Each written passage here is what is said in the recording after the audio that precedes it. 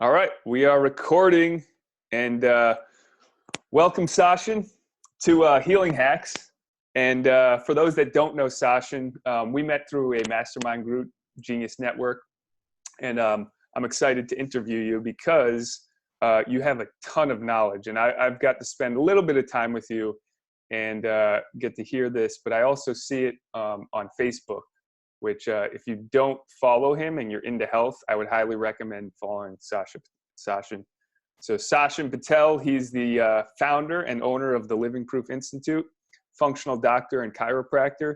So Sachin, just give us a little bit of background of kind of how you got into this field and what makes you so passionate, because I can tell when you see somebody that's inspired to share health and knowledge, it just kind of radiates off of you. And that's why through your Facebook and just speaking with you, it radiates off you. So how and why are you kind of sending this message out to the world?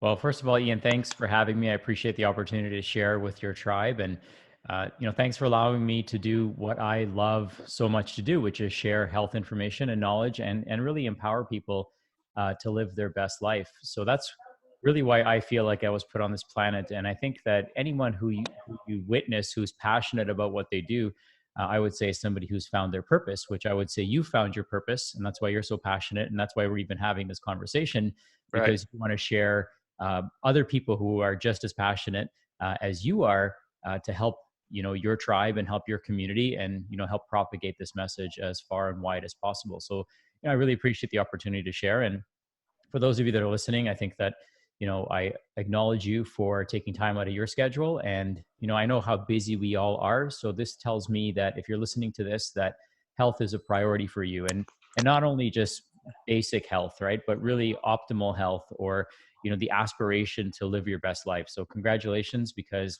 you're part of the right tribe, because I know how passionate Ian is, and I know how passionate his crew is to really propagate this information and signal into the universe. So with that being said, just a little bit about me and how I got passionate about this. I'm trained originally as a chiropractor, so I will bleed chiropractic my whole life. It's really the thing that I would attribute as the greatest gift in my life was chiropractic, because it shared with me a framework of looking at the human body as a beautiful instrument, and Mm, using it as a tool to heal itself, and also using it as a tool to create a better planet.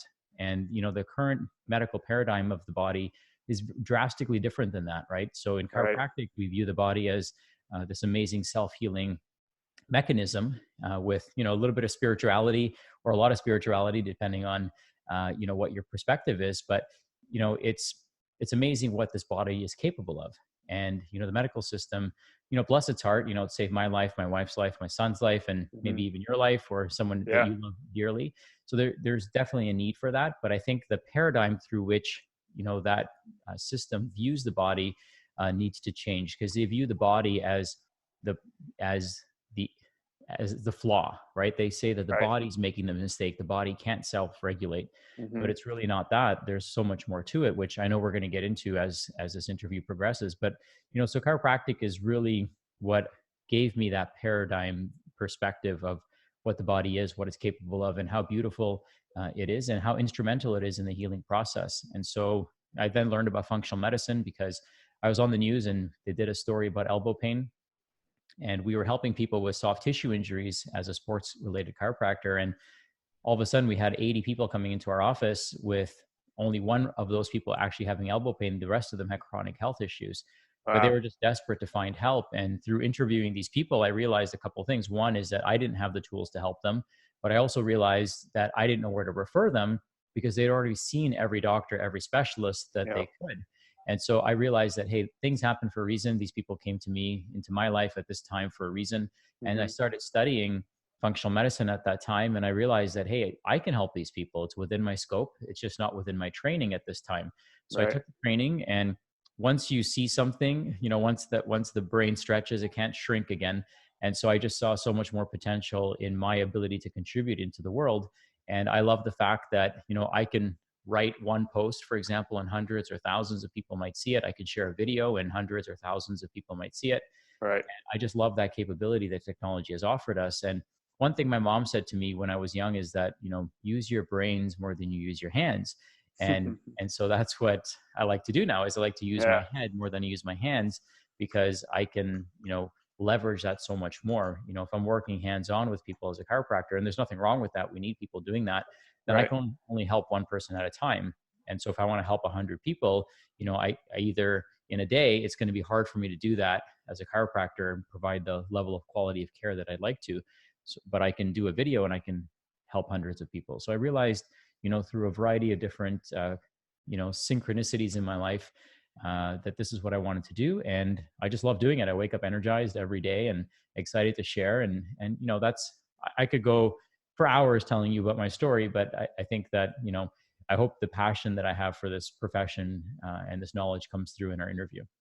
Yeah. So you actually help functional doctors now, right? So you're reaching like far and wide. And correct me if I'm wrong, because I saw this. Do you have an institute now, or in Africa as well? Are you helping people out in Africa? Yeah. So the mission is big, right? And the Yeah. project is huge. And we really want to help people who need the help. So we've created a few different elements of our organization. One is, we have clinics. So we help patients in our community, and, Yeah. even patients remotely through our clinical services. Well, we coach healthcare providers. And so this provides them with clinical coaching and mentorship, as well as business coaching and mentorship, because, I truly feel that right now healthcare doesn't have or like natural healthcare doesn't have a solutions issue, it has a marketing issue. So, Yeah. we teach practitioners how to get their message out there, how to Mhm. use the infrastructure and technology that's already been built, like podcasts and, Yeah. Facebook and Instagram, and really propagate their message far and wide. And Yeah. then, how to turn it into a business, because, there has to be an enterprise component to this. And I feel that, if we're doing a ton of good for people, then we should be making, an equivalent amount of revenue, right? Based Right. on the value that we deliver to people. And I feel like a lot of healthcare providers, because they're so beaten down by this model that every year they get paid less and less and less, and Hmm. more is expected of them, and their patients get sicker and sicker. I Right. mean, it's not going to work out in the long run. It's probably going to not work out very well. So we're trying to create a business model that's profitable for the practitioner, which is important because that's how they stay in business, and also something that is producing amazing results for the clinician. So we've been trying to master that, and I think we're pretty close to being there. But Cool. it's our way of giving back, right? Is how do we make it so doctors win, patients win, and then communities win, and of course the practice has to win so it can stay in business and help more people. And then we also build orphanages and hospitals in underserviced and underprivileged communities, such as in Butebi, Uganda, so that people who Wow. don't have access to any healthcare now have access to healthcare, so they can start feeling better. Awesome. That's amazing, man. That, Oh, that thank you. so the concept of this interview is healing hacks, right? Mhm. So it's like everybody's talking about biohacking. Essentially, it's like what's the quickest way that we can start to stimulate the healing mechanism in the body, right? Like, you're a functional doctor. You don't actually heal anybody. You give them the tools, right, to help them in the process, and really they have to want it. So what would you say is the foundational principles? Like, I find in everything in life, there's like basic principles that are the structure for success in everything else. So when it comes to healing, what would you say are the foundational principles? Well, first and foremost, I would say mindset. And so there's, some key principles to mindset when it comes to health and just life in general. We have not really, many people have not really fully experienced or realized the potential of their own human mind. And what most people don't realize is that their central nervous system is being hijacked, right? It's hijacked Mhm. by advertisers, it's hijacked by distractions, it's hijacked by, messages that are not true. Like, it's hijacked by, um, Chemicals. chemicals, right? It's Yeah. hijacked by food. It's hijacked by so many different elements. And so if you Hmm. don't control your central nervous system, then you actually don't control your thoughts, right? So whoever controls your minds controls your thoughts, and we know thoughts become things. And so if you're not in control of your nervous system, the person that is, or the entity or the organization or the corporation that is going to actually literally be creating your reality for you. And so it's important that we understand how powerful the mind is. Yeah. So many times that part gets overlooked and people get stuck in the hardware, but it's really the software that makes the whole body work better. So if you had an old computer and you took it into a repair shop, they're not going to start immediately replacing all the hardware on it, right? They're going to check the software first to make sure, is the software even sending the right message? Is it updated? And by doing that, you're going to get the hardware working better, not over a period of months or years, but instantaneously the hardware is going to start working better because now that signal is taking place appropriately. So we're constantly sending a signal to our body, both consciously and unconsciously, and that determines really the function of our cells. Most people, because of their mindset, because of a hijacked nervous system, they live in a sympathetic dominant state. And so because of that sympathetic dominance, we're in a state of fight or flight constantly. And Yep. because of that fight or flight state, we actually don't send blood to the trunk, and we send it to our arms and legs. And what this creates is a decrease in blood flow to the vital organs in our trunk, which is the organs that we're trying to heal. So when people want to detoxify better, well, we don't just give them nutrients that support detoxification. We actually have to send function by blood flow and proper signaling to that organ. So at rest, for example, you're sending about 50% of your blood in your body to your kidneys and your liver. So that should tell us how important that organ function is. But when we're Yeah. sympathetic dominant, which is most of the time, then what people are not realizing is you're only sending 5% of your blood to your liver and kidneys. And so what that means is there's a 95%, 90% decrease in the function of those organs just by putting people in a sympathetic dominant state. Yeah. Now, where does that sympathetic dominance come from? It comes from poor limbic programming. So our amygdala and our limbic brain basically make decisions for us based on our subconscious beliefs. So what that means is your value system, your belief system, what you believe to be true is going to then impact your physiology without even conscious control. So when information is coming into the brain, it goes into the limbic brain, which is part of our reptilian brain. It's the decision-making engine. And based on our belief systems and values and past experiences, it determines if we're going to have a stress response or not. So if you're Right. programmed to think that the situation is stressful, even before you can consciously process what's happening, you already have a response, and that sends a signal right down your spinal cord and tells every cell in your body that we're under attack. So change the function of what you were doing, drop everything you're doing, we're under attack. So we've got to go in a state of fight or flight. Right. And so that doesn't just happen at an organ level, it happens at a cell level, and the same blood goes everywhere. So it happens in every single organ and every single cell in your entire body. And then 2 seconds later, your conscious brain actually realizes what's going on. So most people, if they have control over their conscious mind, they're always putting out that subconscious fire because that signal is already being sent instantaneously before they can even process it. So if we want to get control of our cellular function and organ function and restore blood flow to the right part of our body that we're trying to heal, then Yep. it starts by actually reprogramming the unconscious mind. So that's awesome. Like that, because, people are looking for all different options, and really it comes down to that basic thing. Now, what would you say is the first step in reprogramming or having control of your central nervous system? Like, is there a first step to the process? Well, it might sound strange, but it's actually really simple. Go on vacation. So if you go on vacation and you feel better, we know it's not your body that's the problem. We know it's your environment, what you're Mm-hmm. thinking about, and the stressors that you're under that's the problem. So when I do my workshops, I ask people, hey, raise your hands if you feel better on vacation. And everyone looks around and like, okay, this guy's an idiot. Of course I feel better on vacation. But you feel better on vacation because not because your body's healed, Yeah. right? Your body's always healing, right? So Right. there's no word is healed, right? Yeah. So your body's constantly in a state of healing and repairing and regenerating. But Yeah. when you go on vacation, now the stressful inputs that were coming in, the demands of work and all these things are now basically gone. So your body is in a parasympathetic dominant state. And when we're in a parasympathetic dominant state, that's when the healing takes place. So go on vacation and prove to yourself once and for all that your body can feel better in a very short period of time, given the right circumstances and by eliminating the stressors. And then figure out what are those stressors in your life, right? So if you go on vacation and you feel awesome, and then it's Sunday night and you feel like crap again, well, it's probably your job, right? Where are you going to go the next day? Like, think about how excited you are to go on vacation, and then think about how excited you are to go to work. Right. And for some people, that sounds like a ridiculous notion that it's not possible for us to be excited about work. Well, again, that's because of what's programmed into your subconscious Beliefs. mind. Yeah. Right. And that belief pattern that I should not enjoy my job, that I should always look forward to the weekend, that Wednesday is hump day. I mean, that type of mentality, of course, is going to create illness and disease because of the pattern that's built into the cells or into the brain, which then propagates into the cells that creates that reality for you. So, I know you and I believe that it's possible for us to feel amazing Right. and to do what we love and to, fulfill our passion and earn an income doing it. But most people never realize that because they're conditioned to think that, suck it up, it's your job, you don't have to love it. And I just don't understand what kind of existence that is. I know what it used to feel like, but I just couldn't imagine myself any other way at this point without feeling excited about every single moment of every single day.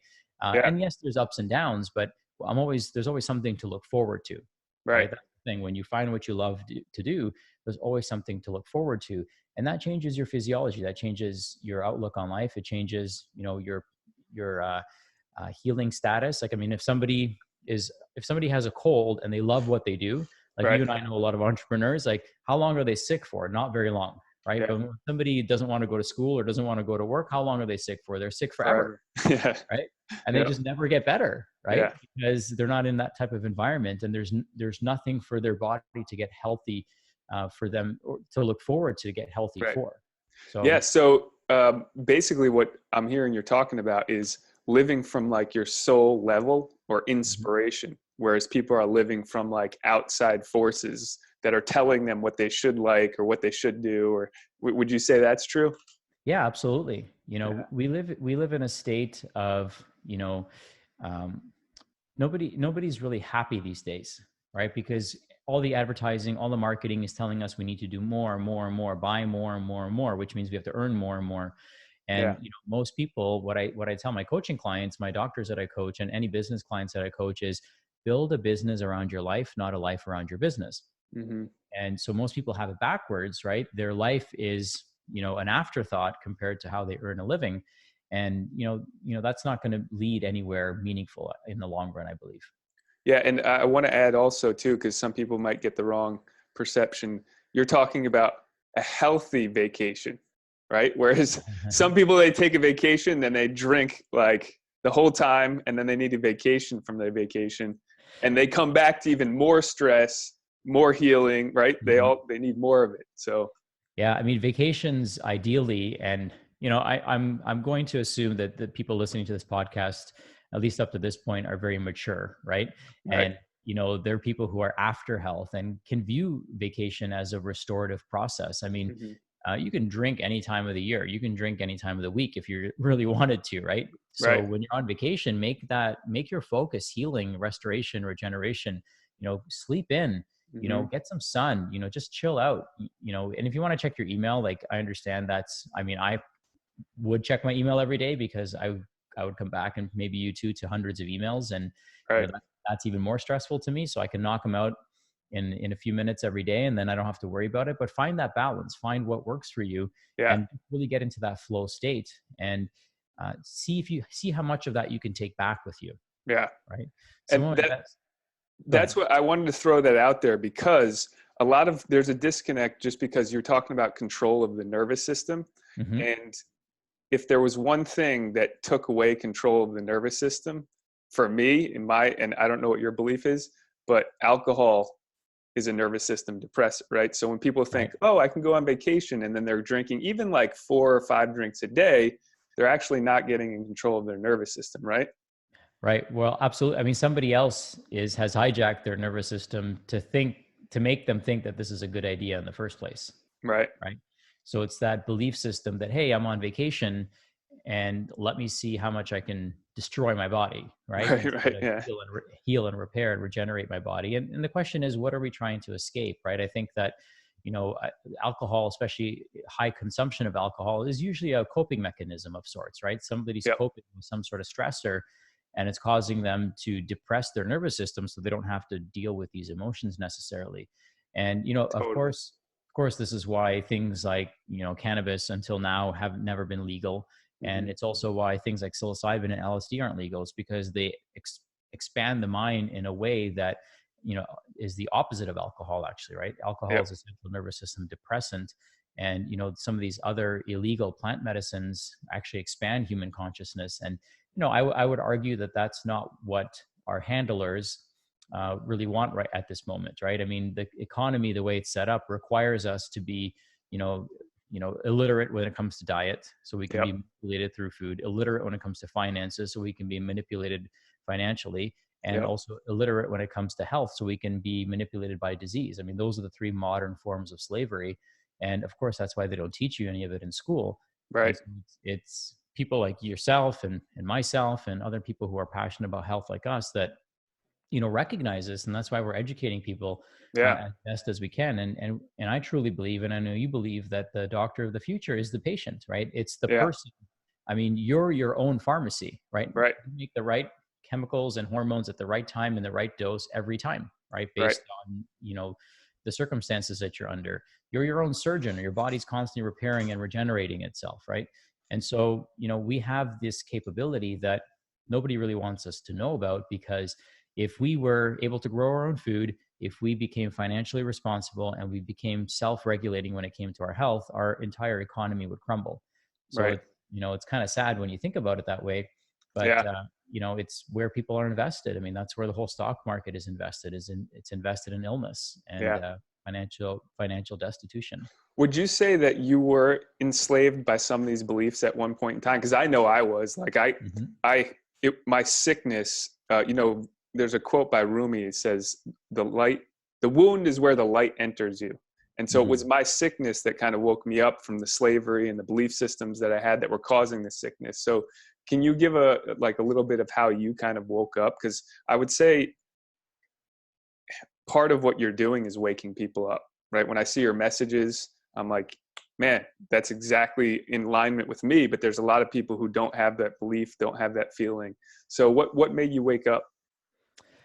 That's a tough question to answer with certainty. I think it's a series of events, and one of those events was, about 8 years ago now, before I started my current role or current clinic, the Living Proof Institute.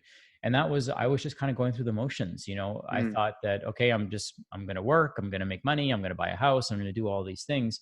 And then one day, all of that was taken away from me because my employer just, they made some, critically bad decisions, and they owed me a back pay of over $60,000. So here I was, I had a house, I had a baby, I had a good job, at least on paper. I loved what I was doing, but I got caught in the trap, right? hmm. And I realized, like, wow, this is kind of all by design.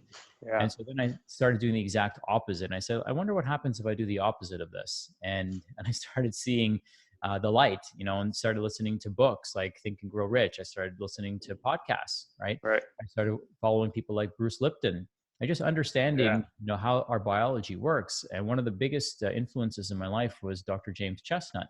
And, some people may not know him. He's famous in the chiropractic, profession. And so he teaches a wellness certification program. As I was leaving my old job as a sports chiropractor, this gentleman, Dr. Rick Yost, who still works at that clinic, I think he's taken it over now and very successful. He handed me a CD and he's like, I know you're into wellness. I want you to listen to this. And I listened to that CD over and over and over and over Oh, again. And it changed my paradigm. It changed the perspective that I had. And I realized that I had so much more to offer the world, besides what I was doing. And again, there's nothing wrong with that, yeah. but it just wasn't my calling. And so I realized that I have this potential, just like you do, and many of us do, Right. to help thousands and tens of thousands and maybe millions of Billions people. of people. Yeah. And What was that so CD? it's called, it's the Science of Wellness, Okay. and it's Dr. James Chestnut. So I'll see if I could find you the exact link. Um, That would be and then, cool. yeah, you can listen to it. Yeah. So I wanted to ask you about testing, because this is a thing that I think we talk about healing hacks and essentially what is it that can make people healthy and get them healthy fast? But one of the quickest ways to figure out what they need is through testing, right? And then it takes the Yeah, guesswork out. yeah, absolutely. So think of it this way, controlling your mind, excuse me, makes you a better driver, right? Right. And so, I could take a car that's in pretty bad shape, but if I'm a good driver, I can get from A to B. Yeah. But if I have got a crappy car and it's falling apart and I'm a bad driver on top of that, then I'm in big trouble. Yeah. So there's a software component, which is the first thing I would do. So think of a computer. So if a computer's not working, the first thing I'm going to do is I'm going to try to upgrade the software, Right. right? So that's the mindset. And then the second thing I'm going to do, if that doesn't work, is I'm going to upgrade the hardware. So the fastest way, is mindset. And the second fastest way is identifying blind spots. And it starts with a good history. So our history in our office is 46 pages. It's very detailed. It's very thorough. We want to know as much as we can about you so that we could make better decisions. And that's what you're hiring us to do, is help you make better decisions. Right. And also get an understanding of where to test you. So based on your history and, based on your goals, we're going to typically run 3 tests. And we usually do this on every patient because of the value of the information we get, and because it can really catapult us in the right direction pretty quickly. So the first test that we do is called an organic acids test. And that's a urine test. And what that test will tell us, it'll tell us about mitochondrial function, because Okay. healing requires energy. So we can actually look at the Krebs cycle metabolites to see, is this person making energy? Because, being healthy requires energy, but healing requires even more energy. Right. So Yeah. people who are unhealthy actually need better mitochondrial function because they're in a deficit. So we need to repair as quickly as possible. And every cell in your body except red blood cells has mitochondria. So if I can improve mitochondrial function, then I can improve the function of every cell, and every cell is made up of organs, or every organ is made up of cells. So now I can improve the function of every organ, and every Right. system is made up of organs. So now I can improve the function of every system in the body, but by changing that one thing.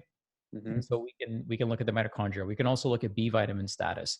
So we need B vitamins for mitochondrial function. We need B vitamins for methylation, which is another thing we look at, which is, how well is your body metabolizing, B12 and folic acid and B6, because these are, super important nutrients in this energetic process. We also Right. look at brain chemistry. So we can tell based on somebody's brain chemistry, what their drivers are, what their motivations are. Like I had a lady, my wife was talking about her the other day. She's like, it's so hard to get her motivated. And she listed off a bunch of different symptoms. I'm like, oh, she has a dopamine problem.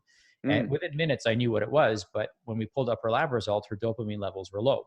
Yeah. So people with low dopamine, which, keep in mind that dopamine turns into catecholamines, which are your adrenaline and noradrenaline. So people with high levels of stress are going to have low levels of dopamine. Right.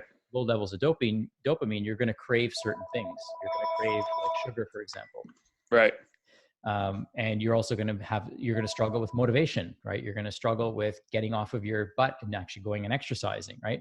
And obviously dopamine affects food. And so by taking a good history and then validating it through the testing, we can now actually understand, how to nutritionally support this person. So if somebody has low dopamine, I know I need to give them more tyrosine. And interestingly enough, tyrosine is also used for thyroid function. So now their metabolism, their energy, all these things are going to start improving. We also look at oxidative stress. So oxidative stress can tell us, is there damage going on to the DNA? Is there damage going on to the cell membrane? And, excessively oxidizing or aging this person. Yeah. It can also be somewhat predictive for cancer, right? If somebody has higher levels of oxidation, then that could be a problem down the road. So we can identify, if that's a problem. We also look at liver detoxification phase 1 and 2. And we also look at SIBO markers and markers for dysbiosis in the bowel. So there's 9 different sections to this one test. It's a urine organic acids test. Wow. That's just the urine test. Yeah, that's just the urine Oh test. yeah. Yeah. So it's super powerful. And that's why we like it, because, for a few $100s, you can actually find out what's going on inside of you. Oh man, I need to do that one. Yeah, it's epic. And so you can learn so much about yourself. And so that's why we love that test. The second test that we recommend is a stool test. So, what happens in your bowel is supposed to stay in your bowel, ideally, right? Unless you have something called leaky gut or intestinal hyperpermeability.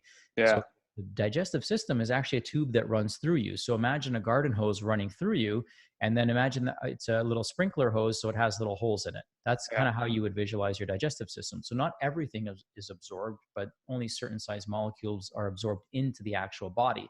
Right. The rest of it actually goes right through you. Okay? And so, it's technically outside of you. And so one of the things we have to realize is what's going on in there is vital, because that's an interface between your inside world and outside world. So if you've got a lot of overgrowth of bacteria, if you've got an undergrowth of beneficial bacteria, think of it like a garden, right? We want a beautiful garden down there, not a weed lot. Right. And so, what we eat matters, how well we digest matters, how well we chew matters. There's all these different elements that are important to maintaining healthy digestion.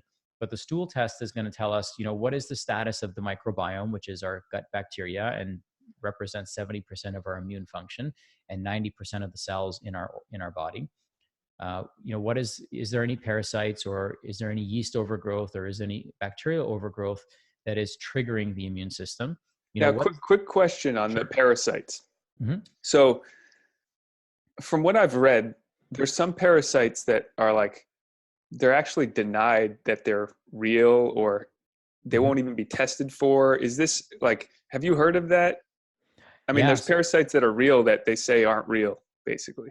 Well, I think a lot of times they don't view them as immediate threats to Okay. people's health. Okay. And so, keep in mind, a lot of parasites are what we call stealth parasites. So they can create symptoms elsewhere in the body. Yeah. So somebody might, have a parasite and they might not have any GI distress. That's a Hmm. stealth parasite. They might have joint pain, right? Or they Hmm. might have an autoimmune disease that's being triggered by this chronic inflammatory and immune stressor. Yeah. So, we look at parasites, and some of them can be symbiotic, so some of them can be beneficial for us, and some Right. of them can actually keep our immune system in check because we live in such a sterilized environment, right?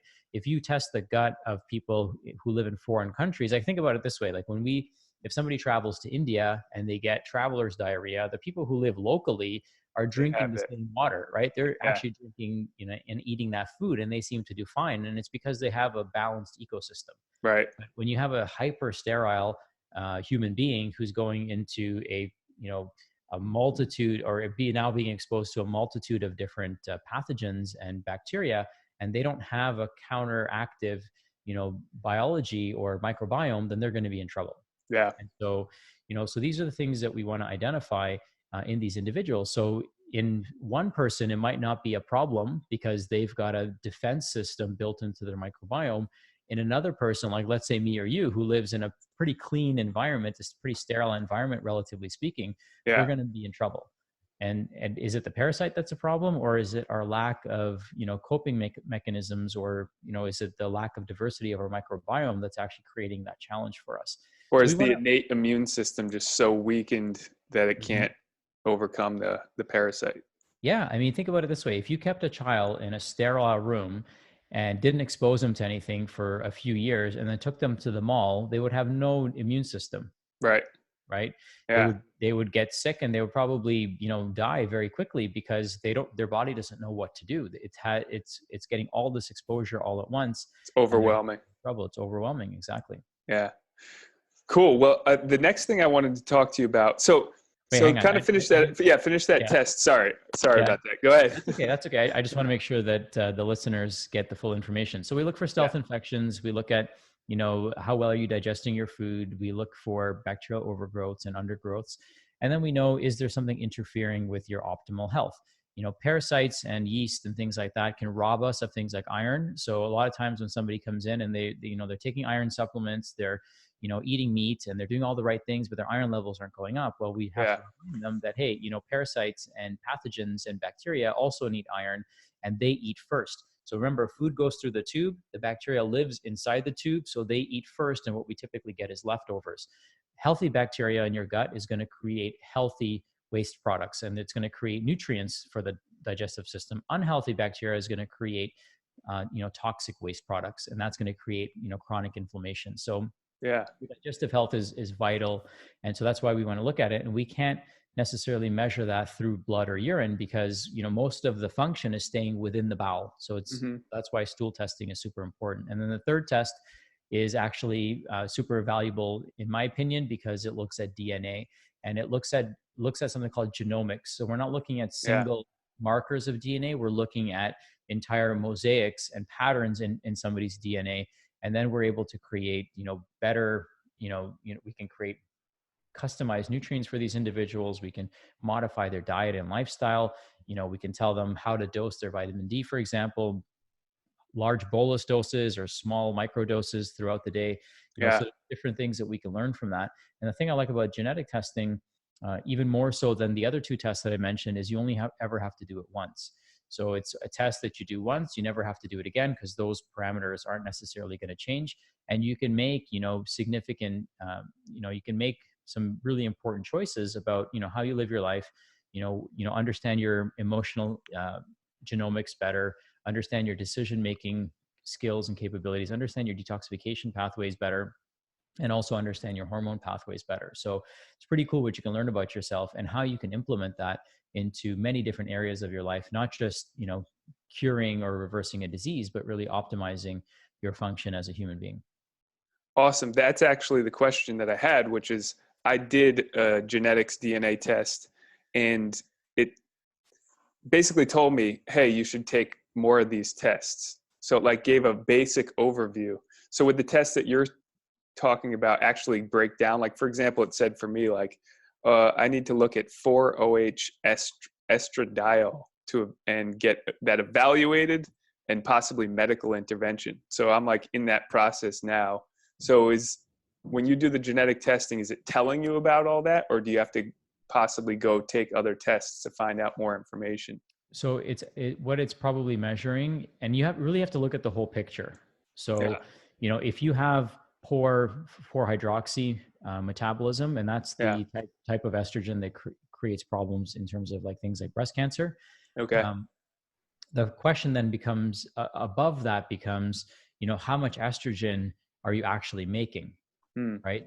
And so we'd want to know that, because if you're not making a lot, if you're not very androgenic, if you're not making a lot of androgen hormones, then Yeah. that number might not matter as much. But if you're somebody who's, let's say, turning a ton of your testosterone into estrogen, and then it's pooling in the 4-hydroxy area, then that could be a potential problem. So we'd want to know, like, we'd Gotcha. want to go up the chain and look at the whole, and that's what genomics is, right? So Yeah. genetics is looking at just one line of code. Mm. Genomics is looking at that whole section of code. Yeah. And kind of reading the entire chapter, not just looking at one word. Okay. So So that's what we're basically, I looking. got to get your tests done on myself. Well, I mean, see, here's the thing. These are the tests that we recommend Yeah. to our patients. These are the tests that we have doctors doing on themselves, Yeah. and they're blown away when they learn this information. We've got a lot of entrepreneurs that are running these labs on themselves because it helps Yeah. them understand their behavioral genomics. My wife and I, for example, it really helped us even improve our relationships with each other, or relationship with each other, because what I learned about her is that she's a slow metabolizer of emotions, and I'm a Mm. fast metabolizer of emotions, which means that I can let go of things very quickly, whereas she holds on to things. Ah. And at first it was very frustrating for both of us, because she's like, Yeah. why aren't you mad about this? I'm like, mad about what? I wouldn't even know what I was supposed to be mad about, right? Because it would Yeah. just emotionally metabolize it so quickly, Yeah. and that would actually get her fired up, Yeah. you know. And what would get me fired up is, why are you so mad about this still? Like, I don't understand. Like, I completely let it go. And then when we realized this about each other, we were a little bit more forgiving, right? Yeah. We didn't take it personally anymore. It's just like, hey, this is how you're wired. I Yep. get it, and you're not being a jerk, right? So Yep. so it can help with optimizing relationships, and also your relationship with yourself. So one of the things that I learned about me, and this actually shows up on my organic acids testing as well, but now I understand it's genetic versus being a nutrient deficiency Okay. or toxicity, is that I make high amounts of dopamine, and I have the highest sensitization to dopamine. So I experience more pleasure than, let's say, the average person who makes Mm. less dopamine, or somebody who has their receptor site for dopamine doesn't work as well, right? Right. Have Yeah. lower density. So two people can go through the same experience, and one might experience euphoria while the other might experience very little pleasure, right? And you might not understand, like, why is that guy having, or gal having, a totally different experience than me? I want more of that, or Yeah. vice versa. Yeah. And so when I learned that about myself, that was very helpful. But I also learned, so I'm very driven because of that. I make a ton of dopamine, and I get a ton of pleasure out of it. And that's why I love Facebook, because I can post something and I can start getting a response to it. Dopamine hits. And I get those dopamine hits. And Yeah. for me, versus somebody else who doesn't have that same receptor density, they're not going to experience the same pleasure as I do. Right. Right. So it helps me in a way, because it drives me to put my message out there, right? Because if I got nothing out of it, I would not be driven to do more of it, Yeah. right? So you can view it as a good thing or a bad thing, depending on, Well, there's darkness and light to it, right? People with high always. dopamine end up with sometimes as addicts more Yeah. often, right? Yeah. And so I would say, and Joe Polish talks about this a lot too. And one of the things that we're doing is we're trying to use this testing to identify who has that predisposition. One of Mm. the things that we learned through genetics is there's only a slight variation between psychopaths and entrepreneurs. And so this is why we see a lot of addiction in entrepreneurs, right? Yeah. Because of that. And then the other thing I learned about myself is I have low serotonin production, which Mm. means that for me, it takes, I never feel that sense of reward and happiness Hmm. as much as somebody else might. Right. right? So I have to work for it. So when, like, for example, like if I win an award or if something amazing happens, most people would be like jumping up and down. It would be like out of control, like pandemonium. They'd be throwing parties and stuff. And for me, I'm like, okay, what's next? Yeah. I'm the same way. Yeah. So it'd be interesting to see like how you're wired as well. And, Yeah. that can be something that is beneficial to us because it keeps pushing us, right? Yeah. It's like we're driven and it's never really good enough. So we're just going to keep pushing. And so, in certain environments, this could be very toxic, but in Yeah. other environments, when you find your passion and your passion does good for people, I think it can be very rewarding and you can have a huge impact from it. Awesome. Sign me up. And probably I'm assuming my clients that will watch this, they'll be like, all right, sign me up. And this is something that I want for a lot of the clients because, um, I could go that route, but it's just not what I do. And, I could have the tests here or something like that, but it's so much easier just for somebody who's an expert who's been doing it that just say, hey, listen, connect with Sachin Patel and his company, and you can get this done. I'm assuming they could just order it and it gets sent to their house. Is this correct? Yeah. So typically what we do, Ian, when we work with clients is we work with them in a case by case capacity. So what that means is that we want to look at the whole picture, right? Like we want to run all the labs that we mentioned today because we don't want to like leave something on the table, right? So we might identify their genetics, which they were innate and they were born with. Mm-hmm. But then we also want to make sure like what's going into the epigenetic signaling, right? So what's Yeah. signaling is their gut microbiome telling them? What signaling is their mindset, telling their genes? What signal is their cellular chemistry receiving, right? So if we send that signal, what is the chemistry of the body going to do? Mm-hmm. What's the physiology going to do? So we want to look at the whole picture. And that's really to the client's benefit, right? Because if you just have one piece of information and you don't have the whole picture, then it's really difficult to piece that person together to help them live their absolute best life. So we would obviously evaluate on a case by case basis to see who we could help and how we could help them. Yeah.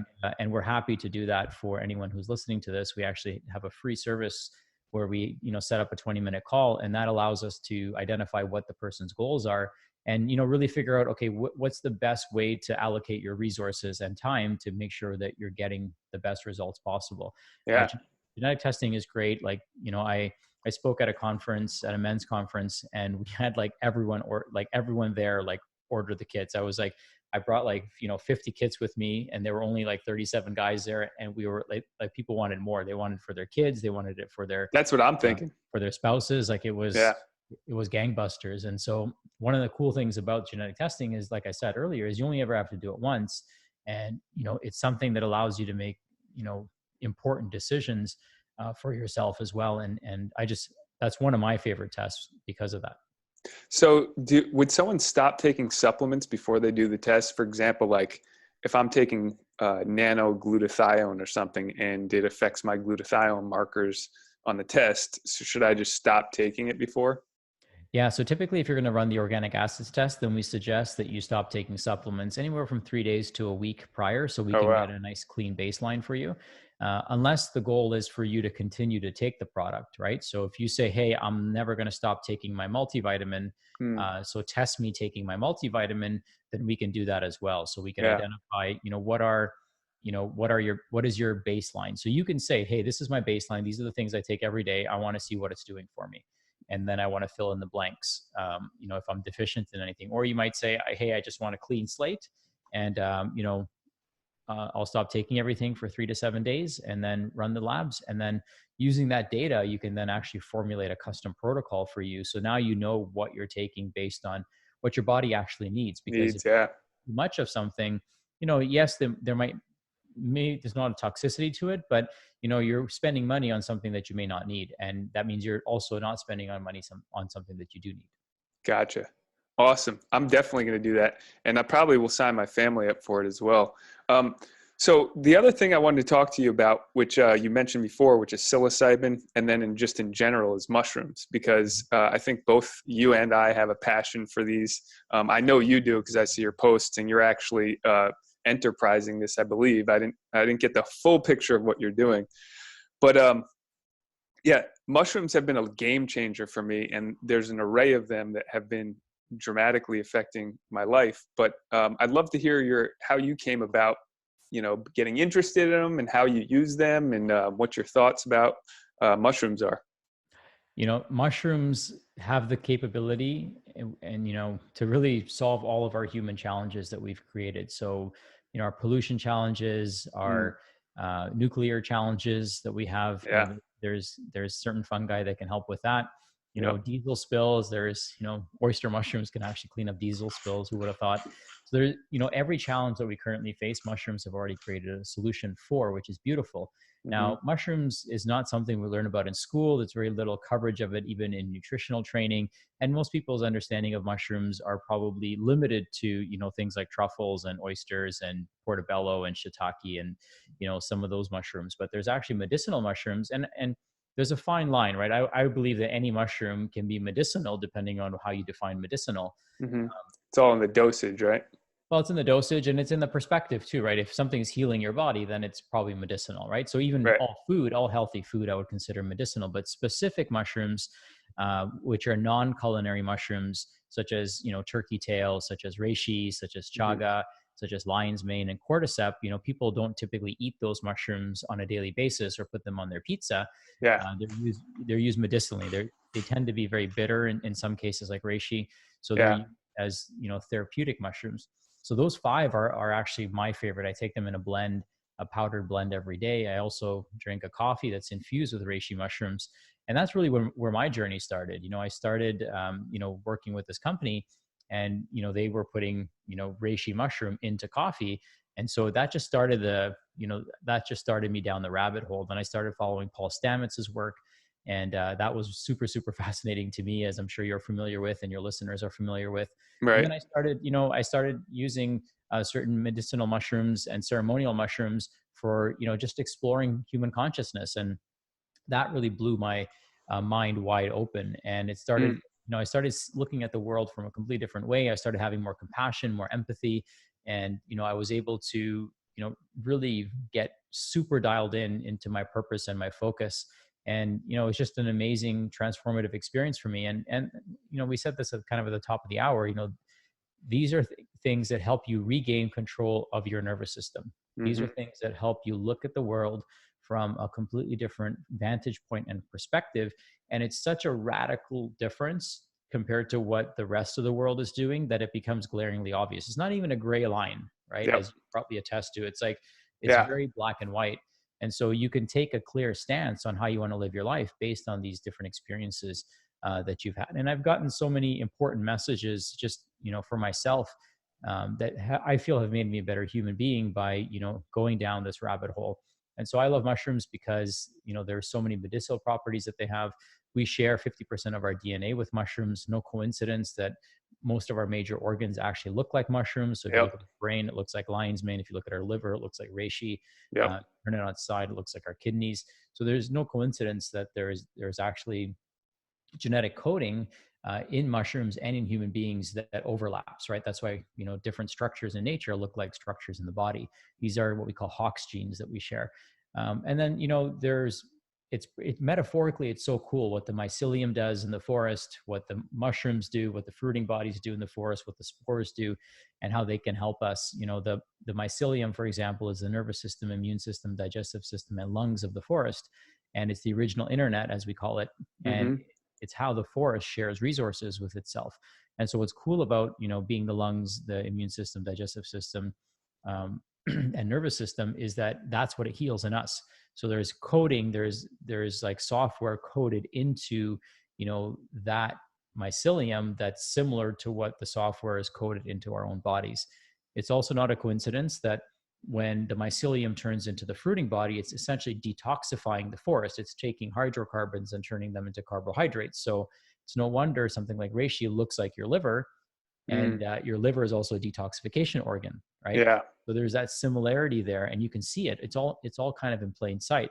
When you see turkey tail, like, when you see tree stumps and you see turkey tail growing on that tree, Right. it's so beautiful when you think of it metaphorically that, hey, this tree stump is going to be dissolved silently, right? And it's going to be turned into medicine actually for human beings without damaging any of the rest of the forest. So if you think of chemotherapy, I mean, this is what we're trying to accomplish, right? We're trying to take dead tissue and rotting tissue that is no longer serving us, and we're trying to safely remove it And in fact, we're not just turning it into something that's toxic and damaging, we're turning it into medicine for other species. So it's kind of our goal, isn't it, to have a medical system that's capable of doing this. Imagine we could administer some sort of intervention to somebody that specifically targets the tissues that we no longer need or are no longer serving us, and turn them into a higher form, higher vibration of itself, and silently, dissolve these problems away. And that's what turkey tail does for breast cancer, right? It does that. Reishi does that as well.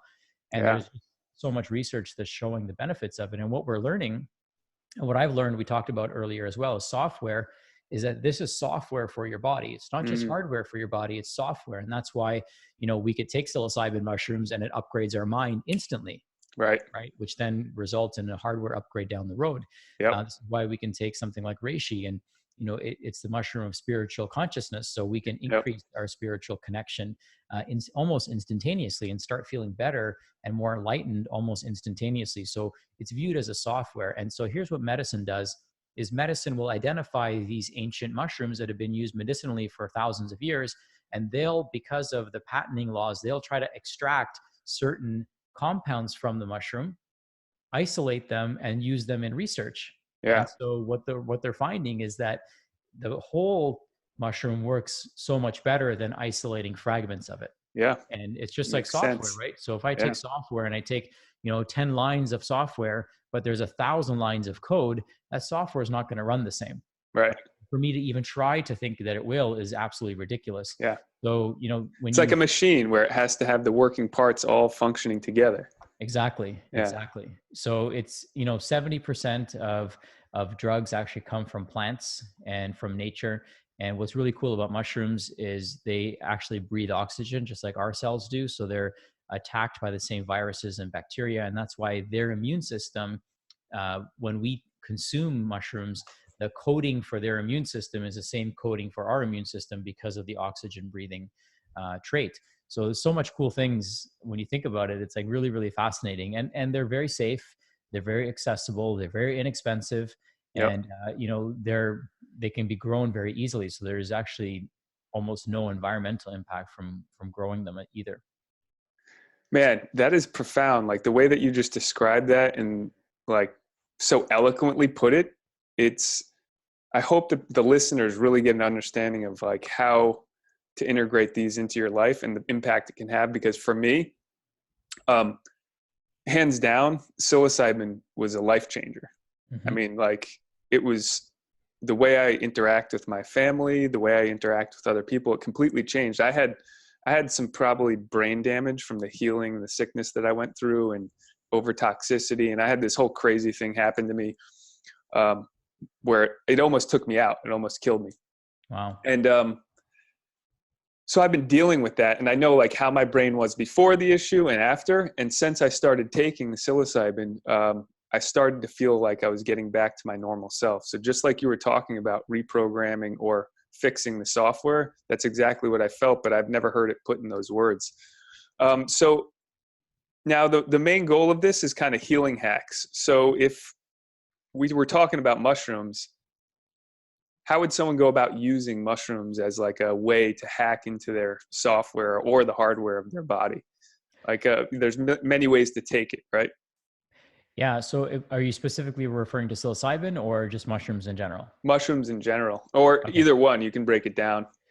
Yeah. So I feel like if you're going to take psilocybin, or if you're going to do a ceremonial journey with psilocybin, it's probably best to do it in a facilitated location. So I don't know where that is for you. You'll have to find that out on your own. Because, currently it's not something that is, it's interesting because you can grow your own and you can buy the spores, but you can't buy them or you can't sell them. So, and that's going to change here pretty soon. So for the time being, we'll leave you to your own devices to find out where you can access it. If you're going to use medicinal mushrooms, such as reishi and chaga and lion's mane and cordyceps and turkey tail, then I take it in a form of a powder. So the specific brand I use, can I say it? Yeah. Please share. Specific brand I use is called Pure Harmonics. Well, I'm sorry, it's called Harmonic Arts. My apologies. It's called Harmonic Arts, and they have a 5 mushroom blend. So it's a powder. You could add it to soups. You could add it to your smoothie. You could add it. I add it to my coffee in the morning, And that gives you a dose of those 5 different mushrooms every Okay. single day. And so Harmonic arts. I'm going to harmonic write art. that down. And so is this something that you're part of? No, it's a company that we use. Yeah. So it might be available for you to sell in your location as a Yeah. wholesaler or as a retailer rather. So you could retail the products to your clients if you wanted to. And Okay. I think that people might be able to buy it online. So, you can look into that. We sell it out of our office. And that's how we get it to our patients, is by, carrying it in our office on the shelf. Cool. Yeah. I currently use like Four Sigmatics, but the one based on what I saw from you, I'm going to test out harmonic arts and kind of see from there and maybe share it with the clients. Awesome. Is there anything, I know we're a little past the hour, and I want to be respectful of your time, and I appreciate the knowledge that you just shared with everybody. Is there anything that you would say, like if we're talking about healing hacks, is there anything that people can do right now that would dramatically or just stimulate the healing process that they Sure. might? So I'll give it to you. It might take me about 3 minutes, but I think it'll Sure. be super powerful. So I kind of work with the chakras, and chakras are the 7 different energy centers in the body, Mm-hmm. and just really simple things that you can do. So with your root chakra, simple thing is get grounded. So get outside, get your bare feet on the earth. You can even get your bare hands on the earth. So it depends if you're gardening or whatnot, then that's fine too. But try to get your bare feet on the earth, or bare body on the earth, as much as you can. I use a grounding sheet, so I sleep on a grounding sheet every night. So that's going to get you grounded. Number 2 is your sacral chakra. So your sacral chakra, typically has to do with relationships, has to do with, libido and, virality and things like that. Mm-hmm. I also find that when people hold on to grudges, then, that's a problem. So, fix all your relationships, whatever Let relationship go. you have, let go, resolve. That Yeah. person who did that thing to you 5 years ago is probably not the same person anymore. Yeah. And the only location where that same person who they were 5 years ago exists is in your own mind, right? So, there's no sense in recreating that if you can let it go and create resolution there. The 3rd chakra is your solar plexus. So that's going to be your bowel. And so there's 5 things that you want to do when it comes to better digestion. First thing is choose the right foods for your body and for your goals. Don't eat for who you are, eat for who you want to be. Second one is to chew that food. So chewing your food is super important. It gets your body into a parasympathetic state, but it also breaks open the food so that you can get the nutrition out of the plants that you eat. The next one is to chill. So you want to be in a relaxed parasympathetic state, sitting while you're eating, because we want to send more blood to the gut. If you're walking around or if you're stressed out, you're not sending blood to your digestive system. So how are you going to digest that food? Yeah. The next one is to cherish. And so cherish means, have gratitude for that food. I mean, a lot of hands had to touch that food before it ended up on your plate. Mm-hmm. And the intention that goes into that food sometimes can be questionable, right? But you can put a good intention into it. So, spend a few minutes of gratitude or a few moments of gratitude, and that helps you get into a relaxed state. And the last one is to check. So check your bowels every day. Every time you go to the bathroom, just take a quick peek, make sure there's nothing suspicious. And then at least annually check your bowel with a stool test. So I annually get stool tests, and my whole family does, using the same test that we talked about earlier today. And so those are the 5 C's of digestion. Next one is your heart. So your 4th chakra is your heart, and that's really following your heart, right? Do you live in a state of bliss? Do you love what you do? Because if you do, then you're going to feel passionate about every single morning. You're going to feel excited about every single morning. You're not going to be dragging yourself out of bed. You're going to get magnetized out of bed by living in your purpose, right? And then, of course, love, right? So we should be empathetic and compassionate and loving towards others, but also loving towards ourselves. Right. Next one is your throat chakra. So number 5. And the thing with your throat chakra is you want to make sure you're speaking your truth, Right. speaking your voice, and just even, getting energy into that area by speaking, by humming, by chanting, by singing, by saying words like Om, deep breathing. Those are things that are Stimulating the vagal nerve. right. So your throat chakra sits right where your thyroid is and right where your vagal nerve, exits the spinal, the brainstem. So this is an area to stimulate as well.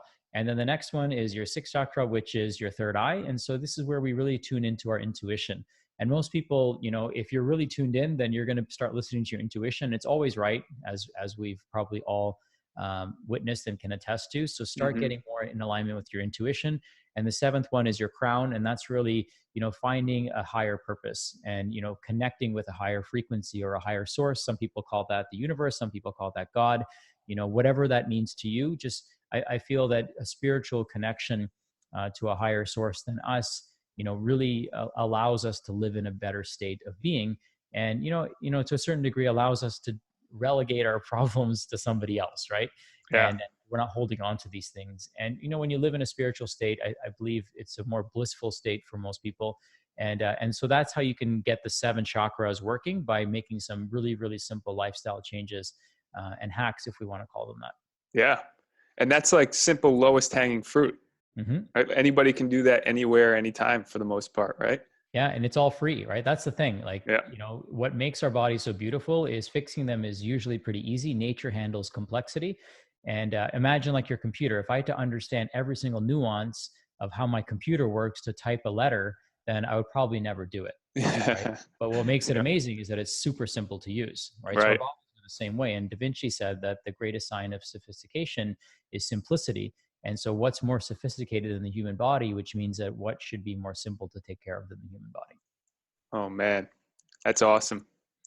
Yeah, I really appreciate it. How can the people get in contact with you? Like, what's the best way if they wanted to do these tests? What's the best way to go about doing that?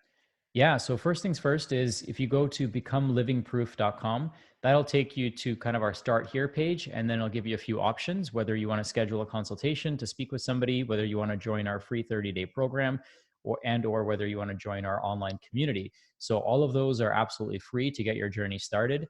A lot of people love our 30-day program because it allows them to start doing some of these more low-hanging fruits and start at least moving their health in the right direction. I would imagine that somebody who's listening to this, at least this far in, might be doing many of those things, but it's a kind of a gentle reminder and nudge to make sure that they're doing those things. If they do want to schedule a consultation with one of our clinicians, then they're more than welcome to do that. We love working with people who are entrepreneurial, people who are, really pursuing their health for the right reasons. Right. And really trying to, take it to the next level, right? Not just grab the edge of the pool to prevent themselves from drowning. We're trying to work with people who are willing to be saved, first of all, but then willing to also be pulled out of the pool and then live an extraordinary life, right? So that's the person that we're looking for to work with, because that's who we work best with. Let's face it, is somebody who's driven, who's motivated, who's trying to create an inspiring life for themselves, and realizes, okay, if I can understand myself better, I can make, an even bigger impact with what I'm doing. Like, we don't want to fix people so they can sit on the couch for the rest of their life. We want to fix people so that they can live in their purpose, in their bliss, and really make an impact. Totally. Sign me up. I'm definitely going to do those tests because one, I need them, to be honest. Like, I need to find out what's going on inside my body. So anybody listening, if you're still listening, Sachin Patel, sign up. Livingproof.com, was it? Becomelivingproof.com? Becomelivingproof.com. All right. Awesome. All right, Sachin. Thanks for brother. joining us, and have a great weekend. Thank you. You too.